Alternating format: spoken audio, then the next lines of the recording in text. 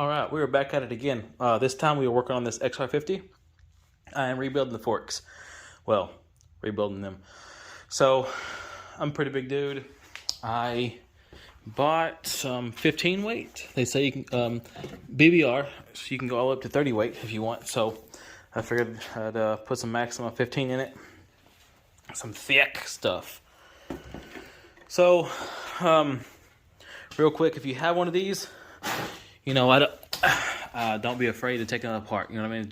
It's just a motorcycle. So 2 Allens. This one has fallen out. No, it hasn't. It's down here. So 2 Allens on this side. One here. And now there are 2 Allens over here. Allen. Now these are BBR clamps. I have no idea what an XR50 clamp is. I'm sorry. You can't. Those are together. That's the whole clamp and everything. Fork assembly, I believe. I could be wrong, but I believe so. This is the BBR, the SP-5. Well, this is the BBR top clamp and bottom clamp with the SP-5 forks. So 2 bolts on each side. You got to pop this off first. This nut down at the bottom spins. This is for your front brake. Nut will come off. This little cylinder thing, I don't know what it's called. It's got a hole in the middle for it to go through. Spring will come off, takes like 8mm off. It'll come off of the forks altogether. You'll slide this whole thing out. So it's just dangling. This was the axle nut was a 19. It had it was a 19mm. The other side didn't spin. I just used my impact. This has a cotter pin through it. Make sure you take the cotter pin out first. Of course, I broke mine, which is fine. Just put another one in there. All right, so the forks. Per BBR, 3.8 fluid ounces a piece. If you take them apart completely, clean them, which I do plan on doing. So, put them in a vise, aluminum jaw, or if you have steel jaw like I do, wrap them in a rag, some kind of rag, so you don't nick the chrome plating, because then it'll leak all the time. Mine are still probably going to leak because I'm not replacing the seals. I'm just replacing the fluid, cleaning the springs, cleaning everything inside, and just replacing the fluid. So you will pop these off with a 17. This is a 17mm. I felt like I was going to crush these tubes, so all I did was I used my impact because, well, I use my impact for everything, and it pops these right off. You want to hold a little bit of pressure over them because if you have long springs in there, there may be spring tension in there, and it will obviously fly out, and it may carry a little bit of liquid with it all over your garage. So the next thing they tell you to do is take this Allen off, and that'll take everything apart. They said if it continues spinning, slap your spring back in there, put a little bit of pressure on it, and it will hold everything in place so you can pull it out. I'm going to pause the video here and do that so I can take it apart, clean it. I will bring you back, and once I do that, to get everything clean. And we're back. Okay, so you pop out this Allen key bolt. Pop this out. It is screwed into the bottom of this shaft. This will fall out. This is the cone that goes on the bottom of here that keeps it from falling out of the inner fork tube. So you pop that out, clean everything like I did, clean it completely, wipe it down, everything spotless, and you're gonna put it back together. Once you put it back together, it's 3.8 fluid ounces, and that's it. I'm gonna do the other one, and then basically I'm gonna bring you back. Oops, sorry, fingers in the camera. Bring you back once I have both forks on the bike, because it's repetitive. Like I say, you just pop that bolt out, hold the tube because it will slide right out to the ground. You nick this, it's kind of over with basically. So, like I said, I know a lot of you, if you rebuild forks or whatever, you're like, oh, you might as well go ahead and do the fork seals too. Well, I ordered the fork seals into the wrong one, so I don't really want to wait any longer. So I'm just going to rebuild it with new fluid and everything clean, of course. So, this is going to be it for now until I bring it back once the forks are back on the bike. All right, we are back. The forks are on. They are much stiffer. Not that, the video will do justice, but I definitely can't bottom them out anymore. Yeah, videos, this is not gonna work. But regardless, gonna take my word for it. The 15 weight oil really helped. Man, honestly, I don't know how those guys did it back in, you know, 06 through probably 2010 with these BBR forks, because there is no adjustment. I guess there's adjustment. I guess you could, you know, mess with a few things on the inside, but there's not a whole lot of adjustment. It's still kind of springy. You know, there's no compression and there's no rebound. It's kind of just throw it together. The spring inside is what you got. So they're much stiffer though. The back shock is still, you know, it's blown out still. There you go. Real springy. I can sit on it and it will collapse completely. But I mean, it's just kind of part of buying an old pit bike that has old parts on it. Gotta expect the worst and hope for the best.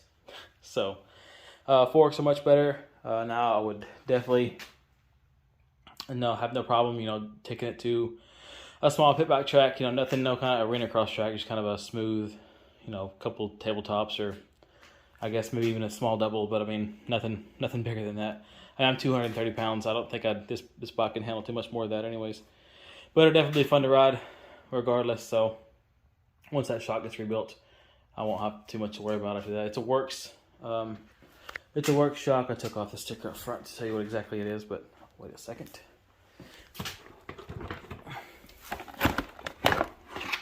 Forgot, this isn't bolted on.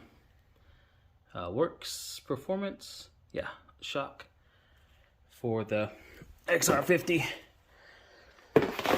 Oh, there's the ProTech exhaust, Mach 1. I've never, you know, I've ridden pit bikes quite a long time, and I've never heard of that exhaust before, so I don't know. Maybe just, sorry about that, maybe just kind of an off-brand, but who knows. Anyways, I'll get off here. Kind of a quick video of me jacking around in the garage, kind of sort of rebuilding forks. This is the next thing that'll be on the list for that thing. This is an inner rotor kit. It takes that big old heavy flywheel, something put real small, so it revs real quick and drops real quick, the RPMs. So revs, or I guess the RPMs shoot up, right back down real quick and in a hurry. So that will be the next on the list. I guess that's it. We will talk to y'all later.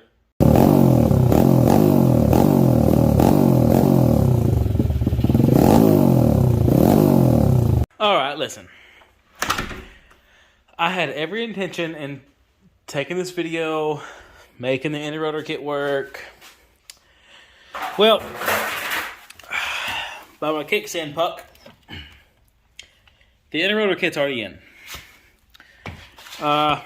That was a debacle, I promise you. That took way more effort than I expected. Mainly the wiring, because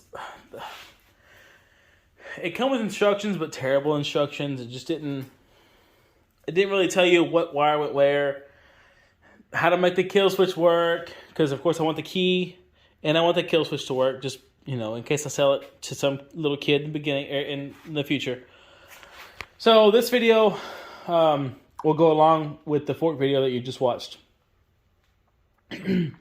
Of course, it's probably a week later, but regardless, this video will be with it. But I'll start it up for you, just so you can hear it, because it does rev much better.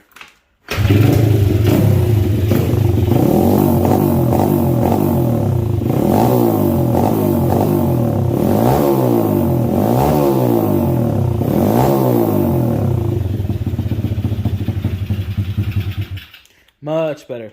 Revs much faster, and it drops RPMs much quicker. Before, you know, if you have a CR50, you know, revs slow, decels slow also. But that's it. I know I need to do some more work in the video so I can show somebody how to work on something that doesn't know how to do it. I apologize, but at this point I can't, because I don't have a tripod. I have nothing to prop my phone up on, and plus, you know, I don't need everybody out here making fun of me because I have no idea what I'm doing. I do, but wiring, I absolutely hate wiring. It just takes a little bit. Of course, I got it, but it does take a little bit. This is the next endeavor, although I'm just gonna sell it. I got it for $200. It was frozen. It was, I mean, like frozen solid. Rust was in the cylinder. A piston was frozen inside of it. This is the piston. The ring, the top ring, come on now. The top ring is frozen in there. I know it doesn't look too bad, but it really is. It's rusted in there. It does not move. So I got it to run. Basically, it's just like a flip. Bought it for $200. Gonna sell it for $300. You know, I mean, I'm not in the get rich off one motorcycle, but you know, say 15 motorcycles make $100. Hey, $1,500, no big deal. So, that's it. That's it. It's a little video. I'm gonna include it with the fork rebuild video. So hopefully, because there is one video on there for the BBR forks that it's actually from BBR, but it's real grainy. This just should be in 1080p.